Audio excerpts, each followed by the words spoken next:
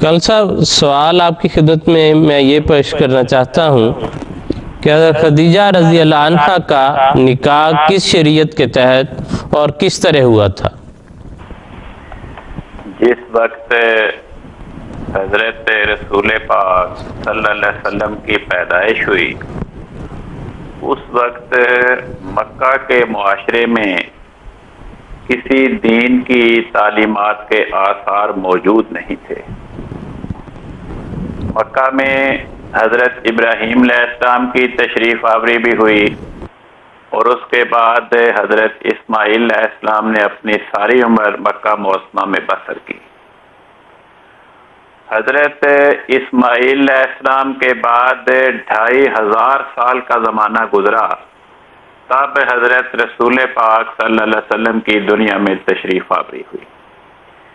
اس 2500 سال کے زمانے میں ایسے ایسے حوادث رونما ہوئے کہ مکہ کے شہر میں اور اس کے مضافات میں حضرت ابراہیم علیہ السلام نے یا حضرت اسماعیل علیہ السلام نے کیا تعلیمات دی تھی، کیا آداب سکھائے تھے، وہ ناپید ہو چکے تھے۔ تو نکاح ایک ایسی چیز ہے جس کا شریعت کے ساتھ تعلق نہیں، یہ تو ایک عام سماجی معاشرتی طریق ہے، اور کسی بھی قوم میں کسی بھی ملک میں جو دستور ہو، جو رسم ہو، جس کے نتیجے میں یہ سمجھا جائے کہ فلاں مرد اور عورت کو آپس میں ازدواجی تعلقات کے قیام کی اجازت ہے اور ان کے درمیان باہم ازدواجی تعلقات کا قیام وہ جرم نہیں ہے، اس کا نام نکاح ہے۔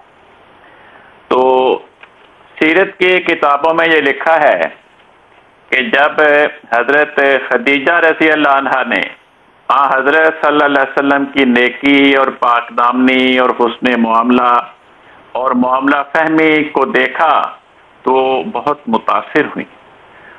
انہوں نے حضرت رسول پاک صلی اللہ علیہ وسلم کو نکاح کا پیغام بھیجا تو حضرت رسول پاک صلی اللہ علیہ وسلم نے اپنے سرپرست اپنے چچا حضرت ابو طالب سے مشورہ کر کے ان کے پیغام کو قبول کر لیا۔